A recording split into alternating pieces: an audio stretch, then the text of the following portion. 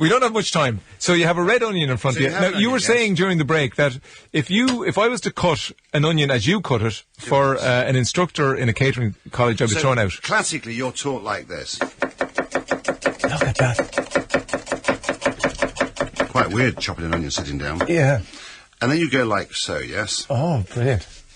So you go like so. You're not cutting it right through, so it stays intact. And it holds together. Look at that. So this is how they would teach you at catering college. And that is a finely chopped onion. I've never chopped an onion that fine. If you look at that, it's not really fine. It's sort of... That's not fine enough for you. That's not fine enough for you, isn't that right?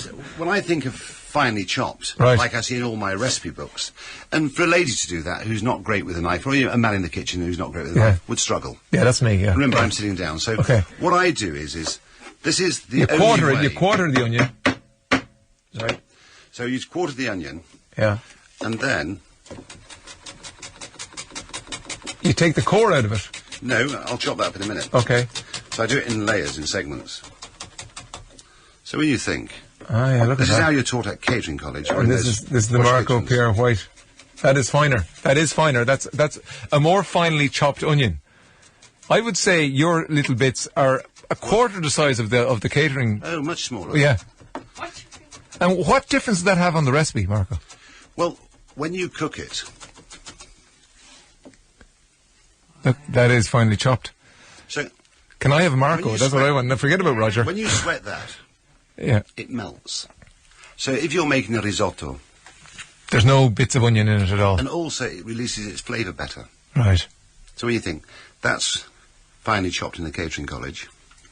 And that's the MPW way. That's what I class as finely chopped. Yeah. So when I make my risotto, and I fry my onions off in butter, when I get my risotto, there's no big chunks of onion. Yeah. And as I've always said, perfection is lots of little things done well. So I can cook that in seconds. It releases its flavour. It's cooked without colour. And then I add my rice.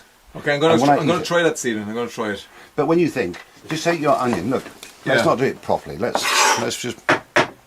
We've only a minute left now. A minute. Right, okay. So this is how because you can't use a knife like I can. No, I can't. You're right. So you go like this. It just takes a bit of time. So anyone can do this. Yeah. And there's less chance of cutting yourself. Because you're using your nail to slide the knife down along. Yeah, I see that. So this is how you do it at home. So then you go like so. That, yes, yeah. And then you just see. Do that. And that's how the domestic cook uses a knife. But that's the only way they can have a finely chopped onion. I like it. I like it. Without cutting themselves. I'm glad you came in. Longer. I'm glad you came. I know. I have the time. I've sort of a bit of time. A bit of time. Because I've got about 30 seconds left. Your cooking's about patience as well. So the new restaurant is out in Donnybrook in Dublin. People will be interested in that because a lot of people come up from the country to the Aviva Stadium, which is right on your doorstep. I don't know if you know that. Mm. He's still chopping away. He's looking at me. He's not even looking at the board. Oh, look at that. So therefore, that way, someone who's not competent in the kitchen has finely chopped onion. Has a finely chopped onion. Yeah. There you go. I'll read you just quickly, very quickly. I can see it now. Ray will come into work tomorrow with blue plasters all over his hands, says Baz. Marco's great, says Kathy.